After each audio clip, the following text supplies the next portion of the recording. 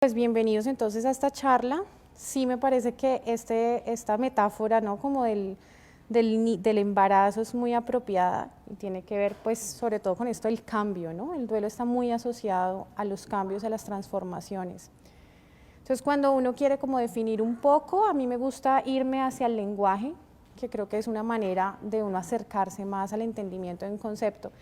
Y duelo viene del latín dolus, de dolor, pero además tiene otro significado que también viene del latín, que es completamente diferente, que es un enfrentamiento entre dos fuerzas, ¿no? Como el típico imagen de dos personas que se enfrentan y se dan la espalda. Y a mí me pareció esto muy interesante porque pues finalmente el duelo es eso, ¿no? Es un dolor por una pérdida, pero también involucra una lucha entre dos fuerzas que son como la fuerza de dejar ir, ¿sí? Y continuar con la vida a pesar de la ausencia, y el aferrarse a esa pérdida, no soltarla, ¿no? Es un poco como ese conflicto. Entonces yo creo que pues inicialmente eso es una buena manera de entenderlo. Entonces pues también tenemos que decir que el duelo es algo inherente a la vida, que a todos nos pasa en cualquier momento, que no necesariamente es malo, sino que pues precisamente como este embarazo es una cosa que puede dar cabida a nacimientos. Y hay unos duelos que se pasan, digamos, más inapercibidos, que de pronto son más rápidos, con menos intensidad o menos conscientes. Y hay otros duelos que de pronto sí, pues implican un proceso más lento, de pronto más intensidad en la emoción, y que marcan más en la vida, ¿no? O por lo menos de forma más consciente.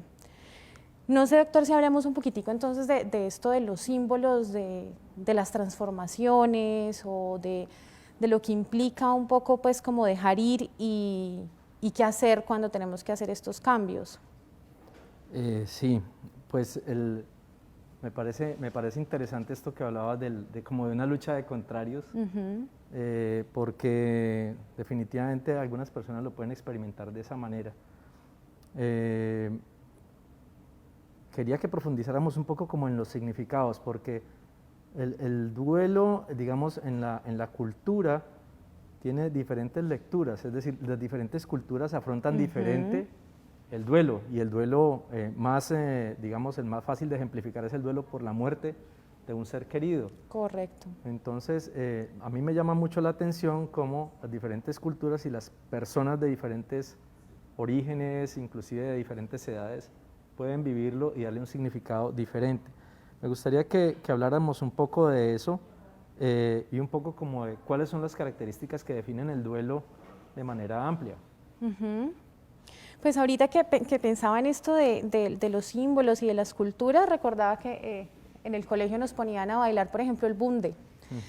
Y muy tempranamente, o sea, muy chiquitos, empieza uno como a estar en contacto con esos símbolos de la partida o de la muerte. Y yo recuerdo que muy temprano, pues yo me preguntaba, ¿qué es esto?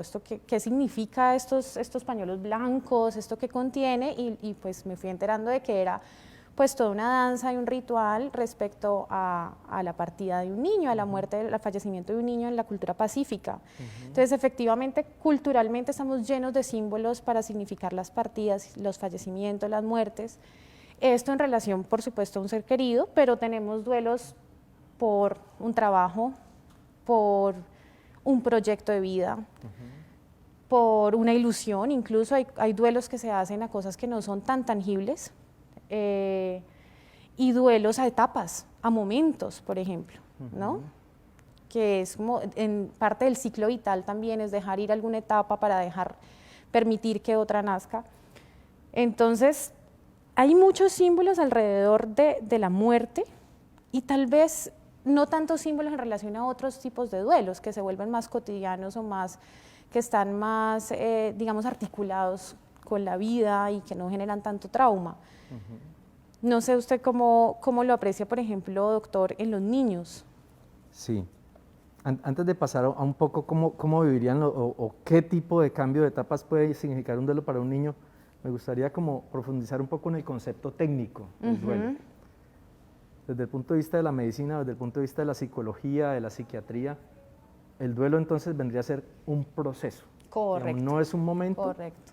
no es una enfermedad, es un proceso normal mediante el cual una persona que es sana mentalmente logra asumir a nivel emocional una pérdida.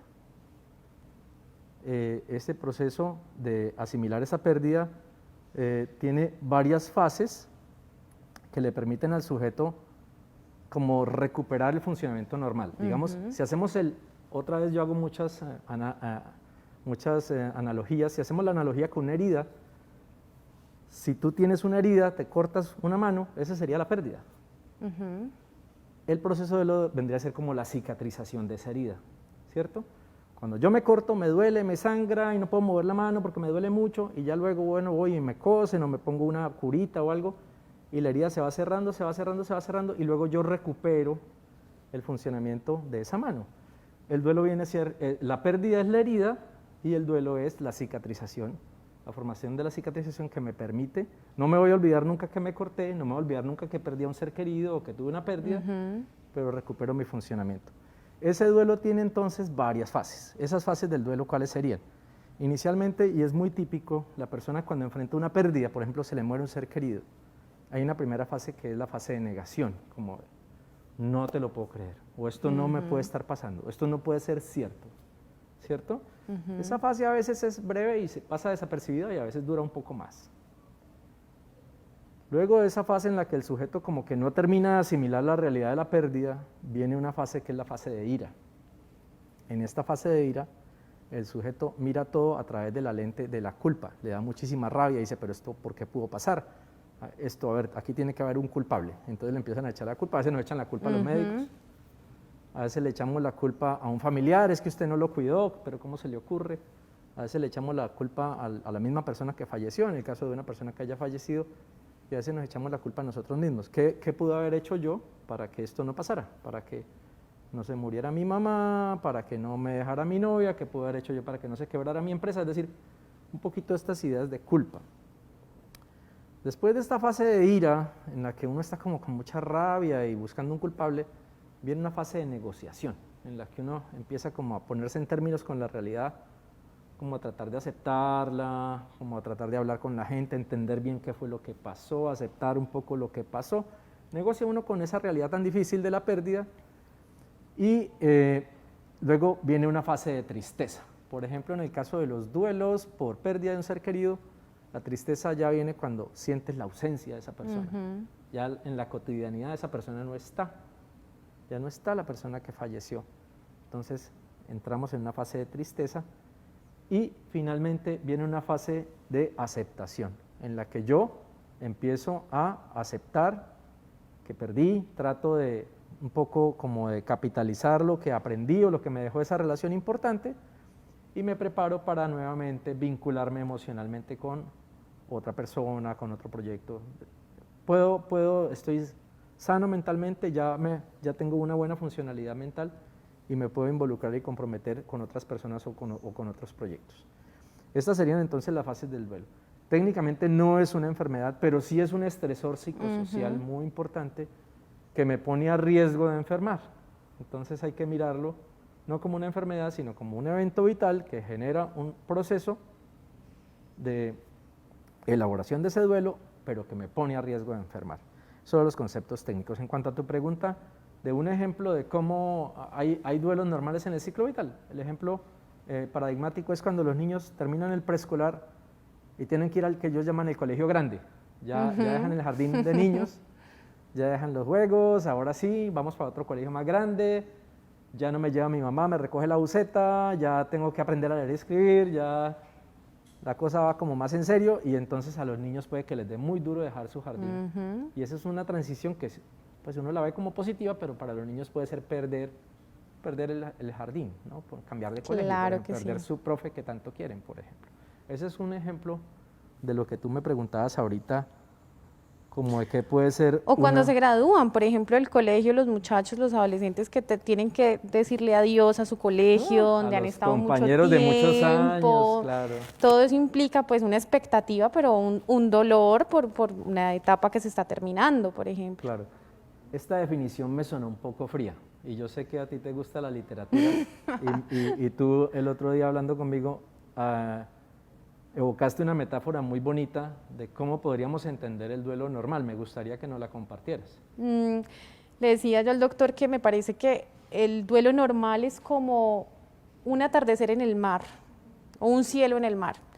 Como que tiene uno momentos en los que hay nubes oscuras, que puede ser la tristeza, la rabia, oleadas de culpa que van y vienen, ¿cierto? Pero siempre el horizonte como que está presente, ¿no? O sea, al fondo siempre el horizonte está ahí. A veces se puede nublar más o no, porque por supuesto, como decíamos, un duelo implica un dolor fuerte, pero de todas formas el recuerdo de esta persona o los significados de esta persona que ha fallecido tienen una trascendencia que hace que eso se vaya matizando, ¿no? Entonces hay algo de matiz, hay algo de movimiento y la persona, a pesar del dolor y de todo este vaivén de emociones que a veces se puede parecer mucho a una depresión sin serlo, cuando estamos hablando del duelo normal, a pesar de eso puede volver a incorporarse en la vida, volver a funcionar, ver el futuro, ¿cierto? Tener todavía un grado de esperanza que se va haciendo más nítido a medida que se va elaborando y se va resignificando esta pérdida. Que de pronto sería la diferencia con un duelo, ya hablando de un duelo patológico, que es el riesgo que corremos, digamos, en este proceso, es que no hay tanta movilidad, de pronto ese atardecer que vemos al fondo ya no es tan claro, que yo digo que se parece más a una laguna quieta, ¿no? Donde la paleta de colores es más uniforme, es más gris, es más oscuro y de pronto no es tan fácil encontrar esos matices, esa movilidad y esa posibilidad de incorporarse a la vida cotidiana, sino que la funcionalidad se ve alterada y también hay una intensidad de ese dolor que no permite moverse como en un duelo que no sería patológico. ¿Cómo vería usted, doctor, el duelo patológico en términos ya pues, más clínicos? Sí, sigo en una laguna o unas arenas movedizas ahí que te pueden atrapar. También, ¿no? Sí. No, me gusta mucho la metáfora del mar porque aduce también a la movilidad, al oleaje, porque sí, cuando yo describía las etapas sonaba como muy rígido y la verdad es que nos podemos mover por algunas etapas más rápido, a veces nos podemos devolver un poco, ¿no? Pasa mucho, por ejemplo, cuando se separan los amantes, los esposos, los novios, y uno vuelve a ver a esa persona y es como si volviera a sentir todo ese dolor, ¿no? Es el que llamamos duelo recalentado, ¿no? Entonces a veces, sí. A veces uno no hace esa transición tan precisa tan de una lineal. etapa a la otra, tan lineal, sino que puede que se devuelva o tenga revoltura de etapas, ¿no? En cuanto a la parte técnica de cómo podríamos hablar de un duelo complicado, a mí me gusta pues como decir unos conceptos como muy claros, puede sonar a veces un poco simplistas, pero creo que en aras de la claridad podríamos decir que un duelo es patológico cuando dura mucho, cuando es muy intenso, o cuando nos compromete la funcionalidad por mucho tiempo y cuando se complica de alguna manera clínica con otro proceso. Entonces, por duración, pues varían según los autores, pero algunos autores hablan de que un duelo dura más o menos entre 6 a 12 meses, y pues ya un duelo que dure más de 12 meses, acordémonos que ese era el luto prescrito culturalmente, sí. ¿No? Como que vístete de negro y no pongas música en tu casa por un año si se te muere tu esposo o tu esposa. Entonces el viudo no podía salir con nadie, ir a fiestas, ni tomar licor, ni vestirse de colores. Hay que vestir de estricto negro, según algunas culturas, y guardar luto un año era no buscar pareja. Entonces, un año es un tiempo que coincide con la prescripción cultural del luto, de 6 a 12 meses más o menos. Pero tal vez la recuperación de la funcionalidad es mucho antes, ¿no? ¿Cuánto le dan a uno por calamidad si se le muere un familiar? Yo creo que le dan... Un par de días. Le dan un par de días para que vaya a los funerales y pare de contar. Y de pronto si uno se deprime, va al psiquiatra, le dan una semanita, 2 semanitas, pero es complicado que uno se pase 6 meses incapacitado por un duelo. Entonces, podemos decir que si un duelo empieza a demorarse mucho en resolverse, podemos decir que estamos tocando el terreno de lo patológico. Para hablar de depresión mayor, si un duelo tiene todos los síntomas de depresión mayor por más de 2 semanas, y depresión mayor es tristeza, dificultad para disfrutar, pérdida del sueño, el apetito, ideas de desesperanza, yo me siento poco importante, más bien yo debería haberme muerto con esa persona. Si es así de intenso, durante más de 2 semanas ya podemos decir que ese duelo ya se complicó con una depresión mayor. Bueno, por su intensidad, un duelo que no me deja trabajar, un duelo que no me deja seguir adelante con mis cosas, funcionar cotidianamente, seguirme ocupando de mis asuntos, de mi casa, de mi trabajo. Es un duelo que se está complicando por su severidad y se puede complicar si no hacemos las cosas bien. Si no nos cuidamos, digamos, si no tenemos un buen autocuidado, si no dormimos bien, si no comemos bien, si no seguimos haciendo un poco de ejercicio, si no seguimos socializando, hablando con la gente, sino que nos encerramos, podemos, por ejemplo, hacer cosas que no deberían hacerse, como por ejemplo abusar de alcohol y sustancias, empezar a tomar mucho trago, o consumir otras sustancias alucinógenas, o que produzcan dependencia. Esto puede complicar el duelo de una manera muy importante. Otra cosa es que un duelo, si yo tenía una enfermedad mental previa y la tenía compensada, un duelo me la puede descompensar. Si yo tenía un trastorno bipolar y yo venía tomando mi carbonato de litio y resulta que se me muere mi pareja, puede ser que yo entre en depresión profunda. Se me descompensa el bipolar por el duelo. En ese caso, la complicación, el duelo se constituye en un factor precipitante de la descompensación de una enfermedad previa.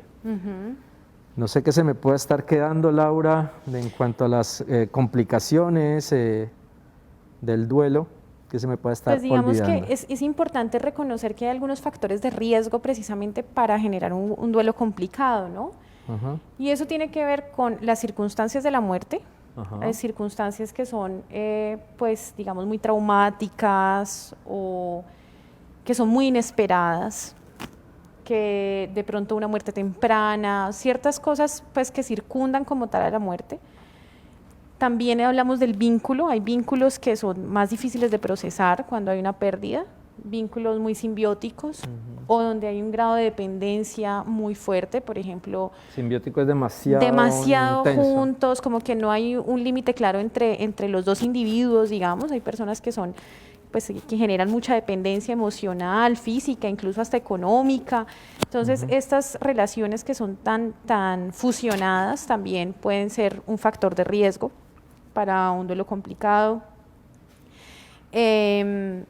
Las historias de pérdidas anteriores, ¿no? O sea, cómo se ha elaborado previamente en esta persona, en este individuo que está pasando por duelo, los duelos anteriores, porque los duelos presentes hacen una actualización de los duelos anteriores, ¿no? Es como traerlos otra vez a la mesa y volverlos a mirar. Entonces también cómo ha reaccionado esa persona a pérdidas anteriores nos puede indicar tal vez que puede haber un factor de riesgo ahí, ¿no? ¿Cómo lo va a manejar? Exactamente. Y hay otras circunstancias que tienen que ver con la posibilidad de despedirse o no. Hay duelos que son, bueno, ya vamos a hablar, digamos, puntualmente del tema de la pandemia, pero hay algunas circunstancias sociales que también impiden que se den esas despedidas. Por ejemplo, los duelos que están embebidos en estigma, ¿no? Donde no se permite llorar, donde no se permite la expresión de emociones, donde está satanizado pues la posibilidad de despedirse como tal, porque tal vez no es cercano al círculo social de la persona que ha fallecido.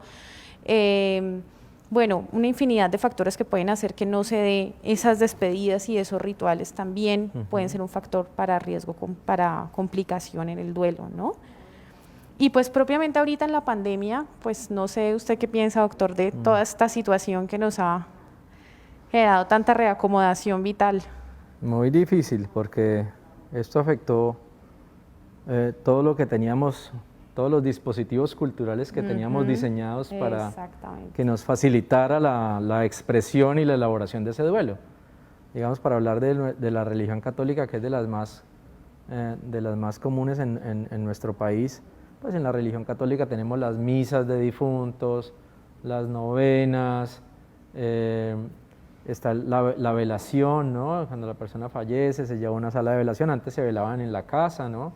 Y todavía en muchas partes se vela en la casa.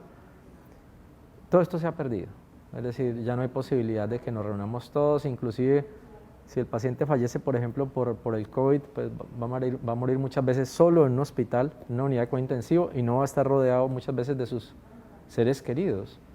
Esto es muy duro. Ahora, ¿qué va a pasar? antiguamente, en la era prepandemia daba mucho alivio en las velaciones, que estaba la familia y llegaba el familiar de lejos, y llegaba y lo primero que hacía era darle un abrazo y decirle lo siento mucho. Se rezaba, llorábamos juntos, compartíamos días, ¿no? Hay compartíamos, culturas donde son días de compartíamos el velación. pañuelo. Bueno, hoy en día eso está proscrito, ese tipo de contacto físico y ese tipo de cercanía no se puede dar, y esto es bastante difícil, ¿no? Se ha dado el caso, y tengo casos cercanos de gente que ha fallecido la familia por COVID, por ejemplo, o fallece la familia en el exterior o fallece aquí alguien y el familiar está en el exterior y no pueden viajar a los funerales, ¿no? Entonces también hasta eso nos ha dificultado esta pandemia, la posibilidad de podernos congregar para darnos apoyo unos a otros, ¿no? Los amigos y los familiares no se pueden acercar a darte ese abrazo de condolencia que trae tanto consuelo, que trae tanto alivio, ¿no? Entonces eso es una cosa un poco complicada.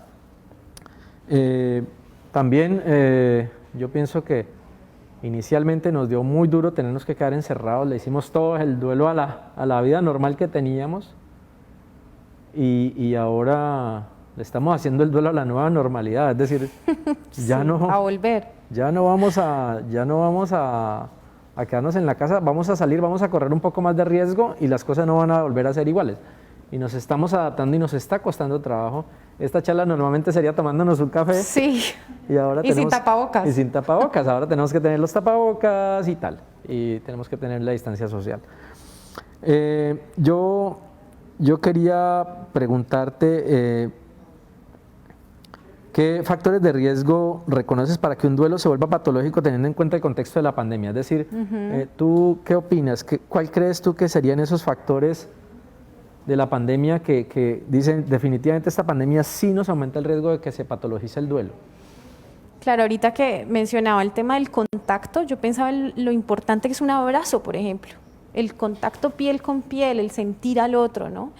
Y esto tiene que ver con el apoyo que se recibe de las redes de apoyo externas, ¿no? Pero también la posibilidad de contactarse con esa persona que está falleciendo y de el contacto piel con piel, de despedirse físicamente, de acompañarlo en su momento final, ¿no? Y esto es muy importante para la elaboración posterior, las despedidas, la despedida y el acompañamiento de esa persona que está falleciendo. Entonces yo creo que eso es un primer punto de partida muy difícil de manejar ahora. También el flujo de información, digamos, el acelere de todo el tema de la pandemia hace que la información fluya de una manera distinta. Tal vez no es tan sencillo, no es tan fácil tener la comunicación constante con el equipo de salud, con el mismo familiar que está hospitalizado y no puede pues, tener una comunicación continua con su familia. Y la claridad en la información en los momentos previos de un fallecimiento es muy importante para ir procesando anticipadamente qué es lo que va a ocurrir, ¿no? Tal vez esto puede aumentar la incertidumbre también. Y por supuesto, la necesidad de hacer rituales de despedida, ya una vez ha fallecido la persona, pues en conjunto con los familiares, en conjunto con las personas allegadas, y el acercarse físicamente, ¿no? Esto también es algo muy difícil de manejar en esta pandemia, pero tenemos recursos para hacerlo, ¿no? Y hay que buscar todos los recursos creativos que tengamos a la mano, ¿no?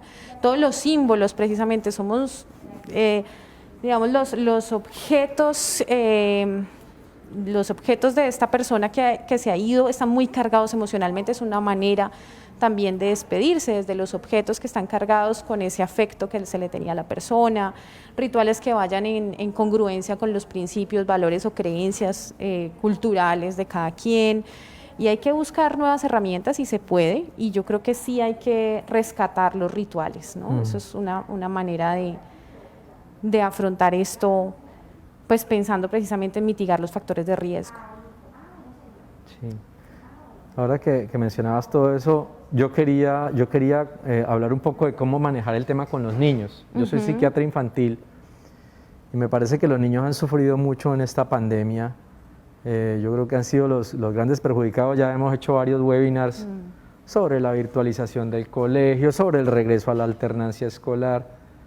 Ahora, imagínense cómo tratar el tema del duelo con los niños, que es un tema casi que tabú. Muchas veces hemos tenido casos de niños que les ha fallecido algún familiar, la abuela inclusive en la era prepandemia, algún familiar cercano, y no los han querido llevar por protegerlo, no los han querido llevar a los funerales. Entonces, a veces cometemos errores en el manejo del duelo con los niños. Lo primero es decir que depende un poco también de la edad del niño. Ahora que mencionabas que los duelos se reeditan, digamos que los duelos que ocurren muy tempranamente, antes de los 2 añitos, antes de que el niño tenga lenguaje, pues son susceptibles de irse elaborando a medida que el niño se va desarrollando, ¿no? El niño a los 2 años no tiene un concepto de muerte. En la medida en que empieza a adquirir ese concepto, empieza a elaborar ese duelo temprano. Y es factible que lo viva de una manera en el preescolar, lo viva de otra manera en la etapa escolar, y cuando ya sea adolescente empiece a configurar la resolución de un duelo en su forma más adulta. Con los niños preescolares, pues no existe los conceptos de universalidad, de que todos nos vamos a morir, de inevitabilidad, no podemos evitarlo, de impredictibilidad, no sabemos cuándo. Esos conceptos no están tan claros, ¿no? La muerte puede ser algo transitorio, ¿no? Yo si me muero, pero me llaman al médico, me curo y vuelvo y revivo. Es un poco como el concepto de los más pequeñines. El escolar que tiene una inteligencia lógico concreta puede que entienda un poco mejor el concepto de muerte, pero de todas maneras le cuesta trabajo asimilar algunas cosas, como que no solo se mueren los ancianos, sino que uno se puede morir muy jovencito, inclusive siendo un niño se puede morir. Eso no lo tienen tan claro. Y a veces se tiende como a personalizar, a personificar la muerte, ¿no? Como el ángel exterminador, como la calavera, como esta inteligencia concreta que tiene que personificar un concepto tan abstracto como la muerte. Correcto. En adolescentes el concepto es más parecido al de los adultos, pero obviamente los adolescentes tienen esta cosa de que se creen un poquito invulnerables, de que a ellos no les va a pasar esto, entonces sí tienen ciertas dificultades en conceptualizar, por ejemplo, la propia muerte o la muerte de alguien muy cercano. Esto es algo, sí, esto le pasa a todo el mundo, pero le va a pasar a los otros y a mí casi que prefiero no pensar en eso. Esto es un poco lo que le pasa a los adolescentes, ¿no? ¿Cómo tratar el tema con los niños? Yo creo que ser muy claro con ellos, evitar las metáforas como que la persona se fue, porque si la persona se va tiene la posibilidad de volver, de que se murió no puede volver. Entonces esto de que está en un viaje, de que nos está mirando desde el cielo, hay que tener cuidado con nuestras creencias y no volver nuestras creencias en metáforas que confundan a los niños. Entonces es mejor decirle que no, que la muerte es el cese de las funciones vitales, que ya no vas a volver a ver a esa persona. Puedes decirle que la puedes recordar con mucho cariño, que podemos orar por esa persona, sí, de acuerdo a tus creencias, pero no puedes decirle que no se está viendo, entonces te va a preguntar dónde está, yo la quiero ver. Entonces, que la comunicación sea clara, que la comunicación sea precisa, no necesita ser cruel, pero sí es mejor que sea una cosa más bien directa, en un lenguaje muy sencillo, de acuerdo a la edad del niño, que el niño o el adolescente lo pueda entender. Y la cercanía, ser muy cercano, digamos, si son nuestros hijos o nuestros sobrinos, la posibilidad de que haya contacto físico, un acompañamiento emocional muy cercano para que se sienta apoyado, porque es un momento muy duro el momento de dar una noticia, por ejemplo, de un fallecimiento. Entonces estas serían unas recomendaciones, yo sé que suenan un poco sencillas, un poco simples, pero son cosas que a veces se nos olvidan, fundamentales. ¿No? Muchas veces se tiene como el imaginario de que los niños no tienen conflictos emocionales, ni que sí, como que es esta imagen de la perfección, de lo inmaculado de la niñez, ¿cierto? Como que ahí no pasa dolor, ahí no hay ningún tipo de comprensión de estos fenómenos tan duros y tan difíciles, y resulta que sí hay un sufrimiento mental, sí hay un sufrimiento emocional, y sí hay una incertidumbre, ¿no? ¿Y para dónde se fue? ¿Y por qué no aparece mi abuelita? ¿Y por qué no está? Y entonces a los niños efectivamente hay que explicarles y hay que abrazarlos en su humanidad, ¿no? En su humanidad, claro, tienen de acuerdo a su edad sus procesos mentales diferentes, pero no por ello pues tienen que obviarse, que es lo que puede ocurrir, sobre todo cuando hay momentos de mucho dolor en las familias, ¿no? Cada uno está como embebido en su propio dolor, y puede llegar a resultar difícil, pues, como abrazar también esta humanidad de los niños. En aras de la claridad y a riesgo de ser repetitivos, me gustaría que redondeáramos un poco y tratáramos de precisar ¿Qué recomendaciones generales se deben hacer entonces en el caso de que se presente un duelo en la familia o en los conocidos? ¿Cómo manejarlo? Tratemos de resumir y que quede muy sólido ese conocimiento para las personas que nos están escuchando. ¿Tú qué dirías? Pues yo creo que hay varias recomendaciones, las podemos dividir en pues el personal de atención, ¿no? El personal de atención debe tener en cuenta que este es un momento en el que se debe brindar intimidad en lo posible, a pesar de que estamos pues en unas circunstancias muy especiales, pero brindar intimidad en el momento de dar la noticia, dar la posibilidad de despedidas con las herramientas que tenemos a mano, desde la virtualidad, desde las llamadas, bueno, hacer uso de las tecnologías que tenemos en el momento, pero permitir estas despedidas, ser muy claros, de nuevo, evitar los eufemismos, pero sí tener un lenguaje empático. Luego hablaríamos pues ya de los elementos que puede tener la persona que está sufriendo el duelo. Es muy importante que se den los rituales de la manera que sea, ¿cierto? En familia, ya, así sea por Zoom, como sea, individualmente. Hay muchas formas de simbolizar, pero los rituales se tienen que dar. Proteger el autocuidado, ¿no? O sea, hacer como mucho énfasis en el autocuidado. Hacer ejercicio, comer bien, dormir bien, es el momento en el que más se debe dar como importancia al cuidado propio. También una recomendación es no aislarse, permitir el contacto, las llamadas, las condolencias, hablar, narrar a esa persona, traerla al discurso, digamos que eso permite la resignificación y la trascendencia de la pérdida, ¿no? Es traerla a la palabra, configurarla nuevamente desde el recuerdo amoroso y por supuesto va a haber dolor, pero de esta manera se puede ir elaborando progresivamente. La expresión de las emociones también es muy importante. Sí, ese ritual ese ritual que involucra la narrativa, lo vemos en las películas gringas, aquí no lo tenemos mucho, ¿no? Pero en los funerales de ellos hacen unos escritos y los deudos salen al frente. Correcto. Y leen un pequeño escrito o dicen unas palabras, el que sea muy, muy elocuente dice unas palabras sobre la persona que falleció, y eso es una forma de estimular como esa narrativa que te permite elaborar, asimilar esa pérdida y compartir con los demás, ¿no? Eso es bien interesante. Laura, ya tenemos algunas preguntas. Maravilloso. Algunas preguntas y ya me están haciendo señas aquí nuestro equipo. Dice, por ejemplo, esta es una muy difícil, dice una persona que nos escribe, ¿cuántos duelos puede uno soportar? He pasado momentos difíciles en mi vida. Viví mi embarazo como madre soltera, mi hijo es autista y ahora tengo cáncer de mama. ¿Qué puedo hacer? Entonces, esta es, digamos, ¿qué pasa cuando se te van acumulando una pérdida tras otra en la vida? ¿Cómo poder manejar eso, no? Pues yo lo que diría es que esta persona que nos está escribiendo tiene herramientas para elaborar todo esto, porque ha vivido cosas muy difíciles y nos está contando lo que le ha pasado. Claro. Entonces pienso que así como, digamos, en algún momento logró resolver cosas tan duras, pues posiblemente esas herramientas las tiene a mano y hay que hacer uso de esas herramientas, por supuesto teniendo en cuenta todas las cosas que hemos comentado, ¿no? Y pues el dolor acumulado empieza a pesar, pero las tiene la forma de hacerlo porque ya ha enfrentado cosas muy duras. Entonces creo que eso es muy importante también, ¿no? El leerse uno mismo y el entender qué capacidades tiene y las cosas que ha vivido y las cosas fuertes que ha logrado superar y darse cuenta que, bueno, si estoy acá en este momento es porque efectivamente lo logré, pude hacerlo, tengo cómo, ¿no? Exacto. No sé qué piensa usted, doctor. Sí, sin duda, yo creo que esta amable oyente es probablemente mucho más fuerte de lo que ella cree y ya ha enfrentado muchas cosas y tiene algunas herramientas, pero un acompañamiento terapéutico, si uno siente que los duelos se le están acumulando y que no está pudiendo manejarlos, que siente que esto ya le está doliendo, le hace mucho ayayay y no es capaz de seguir adelante con la vida, pues pedir ayuda también está muy bien. Por supuesto. ¿No? Aquí hay uno que quiero contestar que dice, ¿cuánto puede durar el duelo por la pérdida de un hijo?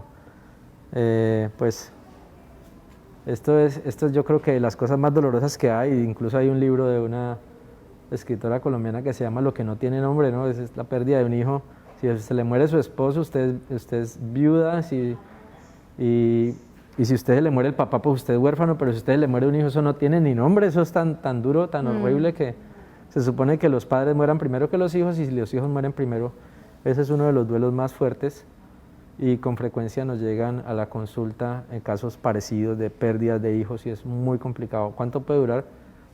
Pues depende, pero ya al inicio dijimos más o menos, ¿no? Que para recuperar la funcionalidad pues no debería tardarse tanto y el proceso emocional completo de lograr asimilar la pérdida aproximadamente un año, yo creo que es un tiempo prudente para una pérdida tan grande. Si dura más de eso y si sigue doliendo mucho y si hay pérdida del funcionamiento, yo creo que esa persona también podría beneficiarse de apoyo terapéutico. Hay otra muy buena que dice, perdí a mi madre y sin darme cuenta, qué bonito, esa sin darme cuenta, mi ropa, mi vestimenta cambió de grises a negros. Caí en cuenta de esto 2 años después. Wow. Eso es un sinónimo de duelo. ¿Tú qué opinas, Laura?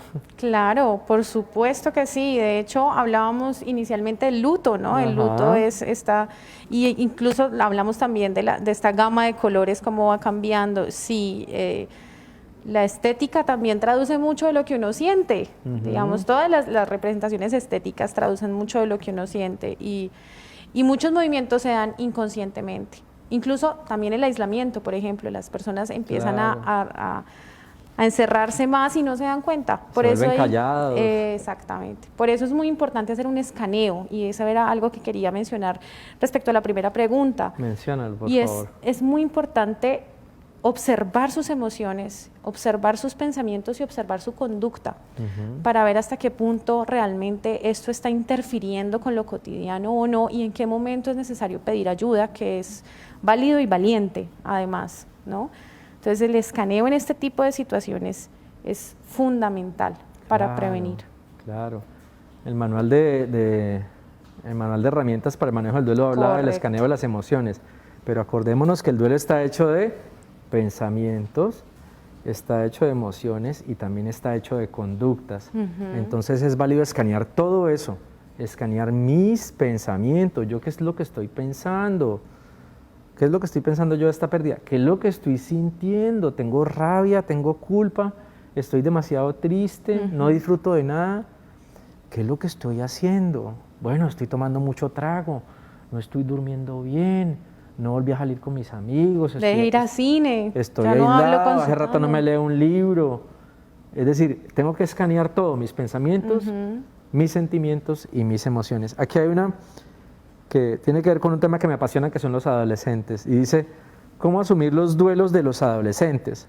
Mi hija hace poco terminó con su novio y no para de llorar. A mí eso me parece un problema menor, pero no quiero verla así. ¿Cómo puedo ayudarla? Bueno, aquí hay varias claves interesantes. Primero, lo que mencionabas, tendemos a subestimar los duelos en los niños y en los adolescentes. Tendemos, por ejemplo, a subestimar la importancia de las relaciones afectivas de los adolescentes. Y pensamos que eso es una bobada. Pasajero, eso ya se le va a quitar, eso le da, no.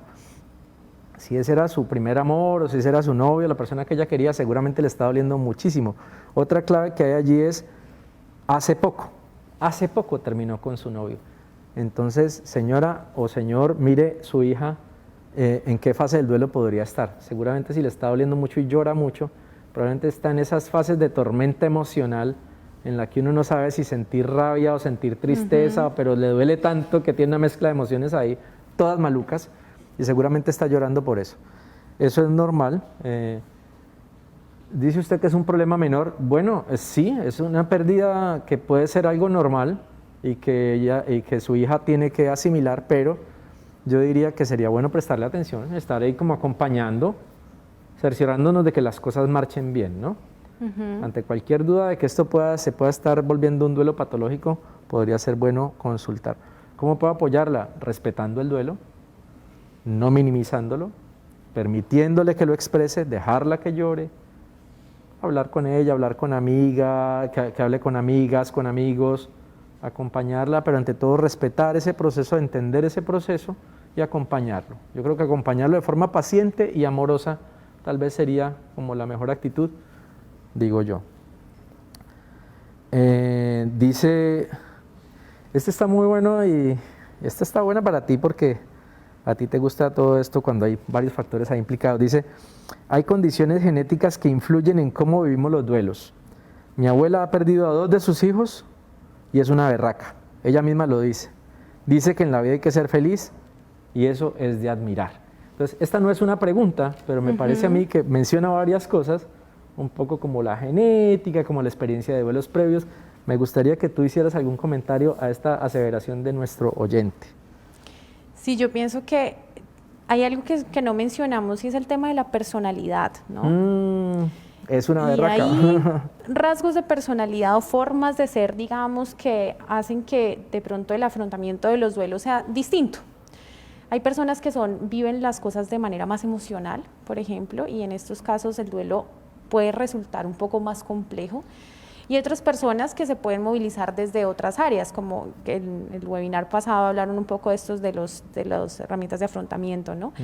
Entonces hay ciertas personas que tienen una manera de enfrentar la vida o de moverse o de reaccionar que pueden hacer más llevaderas las pérdidas o que pueden ser más gestionables que otras personas para las cuales de pronto eso puede resultar más difícil.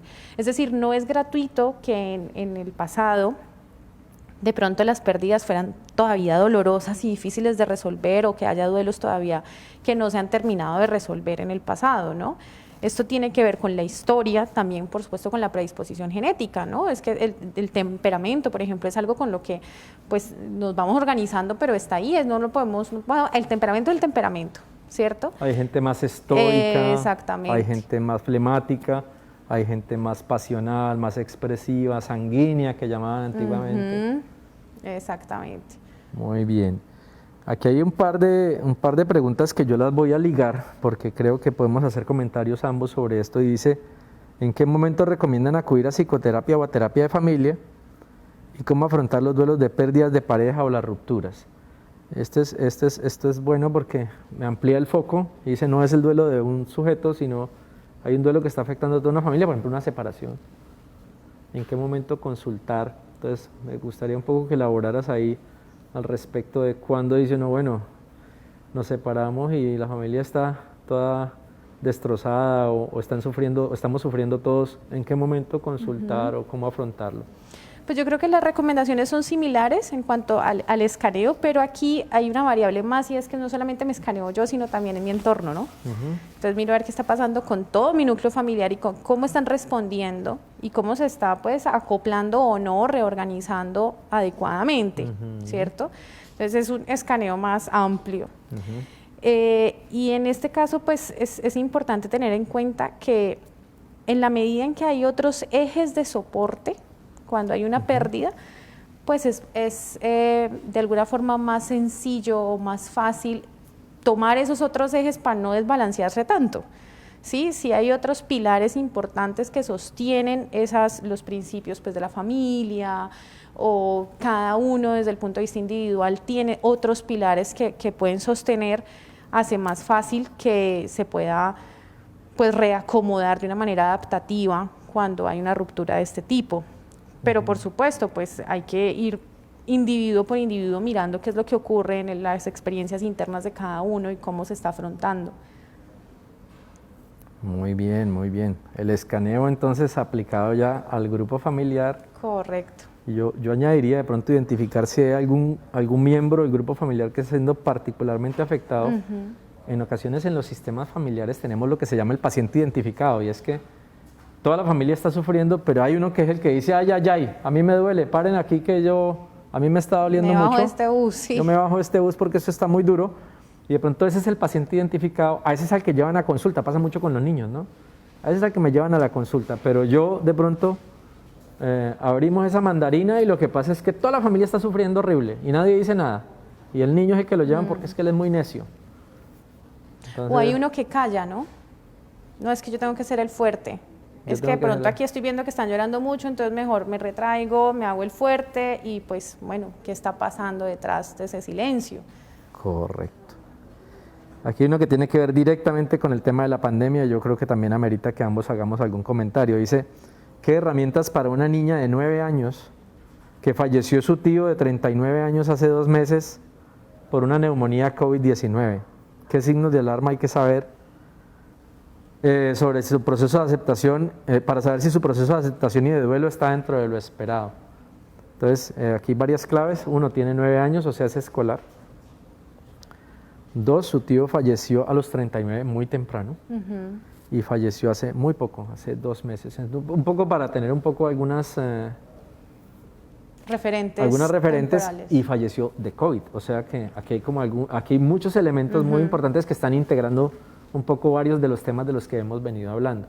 Entonces yo arrancaría diciendo que hay que tener en cuenta que es una niña de 9 años, que hay que tener en cuenta que es una niña que probablemente ya tiene un concepto completo de la muerte y va a madurar y va a aprender, porque esto es algo que tal vez no hemos enfatizado suficiente y es que el duelo es normal. Va a aprender un poco, va a ser muy duro para ella la pérdida de su tío, pero esto tal vez la haga crecer como persona. Tal vez estas pérdidas tempranas lo hacen a uno madurar a la fuerza. Y esta niña le tocó aprender sobre el concepto de muerte de una manera muy dolorosa, pero ya a los 9 años tiene una inteligencia lógica que le permite comprender en su profundidad el concepto de la muerte. Hace 2 meses y por COVID, es decir, no sabemos, pero probablemente hubo algunas dificultades para los rituales normales. Entonces ahí venía la recomendación que tú hacías de qué podemos hacer, cómo podemos hacer para ayudarle a estas personas a adaptar esos rituales funerarios o de despedida. Entonces no sé si puedes hacer alguna sugerencia para una niña de 9 años. Yo pienso que tiene que partir mucho del lenguaje de ella, ¿no? O sea, si nuestro foco es la niña, tenemos que mirar cuál es el lenguaje de ella, cómo se relacionaba con su tío, qué significado tiene su tío para ella. Para de esa manera, pues, construir un ritual que sea apto y que tenga un lenguaje congruente con su ser, que es lo que nos interesa en este caso. Entonces yo mencionaba antes que... No lo inventemos, sino construyamos ese ritual con ella. Hablemoslo con ella, a ver qué es. Construyamos qué ese ritual para que tenga sentido para ella. Exactamente. Por ejemplo, desde la historia que vivió con él, un lugar que frecuentaron, ¿sí? Se utiliza mucho sembrar un árbol, por ejemplo, tiene mucho que ver con el renacimiento y con el ciclo de la vida y todo esto, y es además una cosa pues que se puede visitar, que es pues un referente pues material, ¿cierto? Entonces eso sería, por ejemplo, una idea, en el caso de pues siempre pensando en qué significa para ella. Sí, como los niños tienen inteligencia lógica concreta, de pronto lo que tú mencionabas de un objeto cargado de simbolismo del tío, le podemos dar a ella un objeto cargado de simbolismo que le recuerde a su tío, pero también podemos preguntarle, ¿cómo quieres recordar a tu tío? Exactamente. ¿En qué crees que te pareces a tu tío? ¿Qué crees que te enseñó tu tío? ¿Cuál es la herencia espiritual que él te deja? ¿Cuál fue el ejemplo que él te dio? ¿Sí? Cuando tú seas grande y tengas hijos, ¿cómo les vas a contar que era tu tío? Es un poco estimulando un poco las narrativas para que la niña empiece a hablar con ella misma y a pensar en su tío y qué le aportó su tío de positivo a ella. Un poco para que el duelo sea construcción. Exacto. Para que el duelo al final sea sanación y para que finalmente el duelo sea crecimiento y no solo dolor y pérdida. Correcto. ¿Qué es este tema de la trascendencia? La trascendencia, muy bien. Bueno, yo hace poco tengo un perrito, aquí hay una pregunta muy bonita que tiene que ver con perritos. Dice, ¿y cómo se puede vivir el duelo de una mascota en tiempos de pandemia? Uno encerrado, no lo puede llevar uno al veterinario. Al final, la mascota fallece, no sabemos qué hacer. Entonces, miren, o sea, este es un matiz que yo no había pensado. Y los oyentes nos obligan a pensar un poco en todas estas cosas, ¿no? ¿Qué opinas tú? Esta pregunta es tierna y es muy bonita y yo creo que es relevante. Pues uno con la mascota se conecta emocionalmente de una forma muy intensa también. Eso es un duelo, claro. Claro que es un duelo y pasará por las mismas fases del duelo y es importante hacer los rituales y digamos las recomendaciones generales que hemos hecho pues se aplican perfectamente para despedir una mascota. Se pueden hacer rituales de despedida. Yo aquí percibo un poquito de culpa, ¿no? Uno encerrado, no lo pudimos llevar al veterinario. Parece que de pronto esta familia o esta persona está pasando por esta fase en la que vemos todo a través del lente de la culpa. No sabemos cuántos años tenía la mascota, si tenía alguna enfermedad grave, no sabemos si ya le tocaba de todas maneras morirse. Entonces también de pronto esta persona puede estar viendo la pérdida de su mascota a través del lente de la culpa, de pronto se está sintiendo un poco culpable, Entonces, ayuda a hacer un poco de escaneo, qué es lo que estoy sintiendo, ¿no? Muy bien, no sabemos qué hacer, yo creo que sí. Toca dolerse, toca llorar, toca despedirse, toca hacerle el duelo a la mascota. Y validar ese dolor, por supuesto. Muy bien. Este está muy, muy complicado y yo creo que es bastante sensible. Dice, buenas tardes, perdí a mi padre y me pegué mucho a mi mamá. La perdí hace 15 días de una manera muy rápida por motivo del COVID. O sea, esto es muy, muy doloroso. Es un duelo de toda la familia. Es un duelo de toda la familia. Esto es lo que estamos viviendo. Yo mencioné en otro webinar que inicialmente nos dio muy duro la cuarentena y ahora sí que el COVID nos está golpeando a algunos de nosotros muy de cerca. Y esta es una persona que ha tenido una pérdida muy, muy importante. De pronto algunas palabras de consuelo para esta persona, Laura. Sí, pues es muy importante este acompañamiento familiar. Esto del tema de la pandemia nos ha cambiado todos los referentes y digamos, es una incertidumbre tras otra, ¿no? Y convivir con la incertidumbre. Y si a eso le añadimos la posibilidad de perder un ser querido o perder un ser querido, pues la situación es mucho más compleja. Pero compartir ese dolor, vivirlo en familia, digamos, darse la oportunidad de sentirlo y de expresarlo, eso abre la puerta para que digamos, toda la familia en compañía pueda pasar por esta experiencia, ¿no? Es lo que hablábamos ahorita de evitar aislarse, evitar pues recluirse en ese dolor, sino permitir que él vaya saliendo y que vaya saliendo con todos los factores protectores, ser muy consciente de cómo protegernos para que no se vaya a complicar, porque tenemos que reconocer que la situación es muy complicada, ¿no? La situación de la pandemia ha hecho que cualquier duelo pueda ser susceptible de complicarse más que en otras circunstancias. Sí, pues aquí hay algo que has mencionado y es que esta persona perdió a su padre hace un tiempo y se apegó mucho a su madre, pero ella perdió a su padre y de alguna manera logró superar eso. Entonces yo les diría que trate de recordar cómo hizo para superar la pérdida de su padre. La unión familiar va a hacer que probablemente pueda activar esos mecanismos y logre superar esta nueva pérdida que es también muy dura y que está afectando a toda la familia.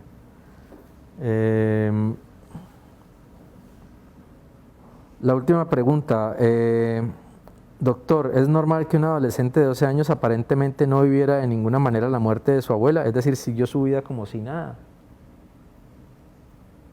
¿Qué es lo primero que te evoca esa? Una negación. Una fase de negación, una fase de negación.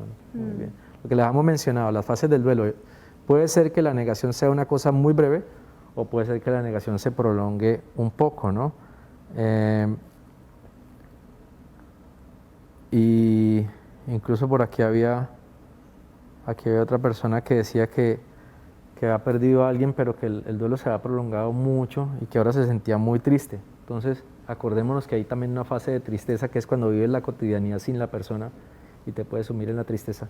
Pero este adolescente de 12 años probablemente está muy aferrado a la fase de negación y eso le ha impedido seguir adelante con su duelo y muy seguramente no es que no le importe su abuela, sino que se está refugiando allí para no sentir el dolor, ¿no? Que hay que tener en cuenta eso porque puede ser o bien que se cronifique o un duelo muy diferido, que digamos eso, este tipo de fases prolongadas de negación también son, digamos, de prestar atención. Ajá. Bueno, Laura, yo creo que estamos llegando al final. Quisiera tener muchas gracias. Me enorgullece compartir este espacio contigo y obviamente que tus conceptos son de mucha ayuda. Me gustaría que dijeras unas palabras finales para despedir a nuestra audiencia. Bueno, pues muchas gracias por acompañarnos en esta charla. Ha sido un placer, yo creo que para los dos, fue muy ameno. Es un tema muy sensible. Esperamos pues que haya suplido algunas dudas o sobre todo que tengamos nuevas herramientas para afrontar situaciones complicadas como las que estamos viviendo. Y los invitamos para que sigan conectándose con nosotros en las siguientes actividades de la Semana de la Salud Mental. Bueno, muchas gracias, Laura, a usted, doctor, por acompañarme. Muchas gracias a nuestros amables escuchas y a las personas que nos ven a través de Internet y de Facebook, de la página de la clínica y de la página de Instagram. Los invitamos para que sigan conectándose con la Fundación Valle de Lili en la Semana de la Salud Mental. Muchas gracias.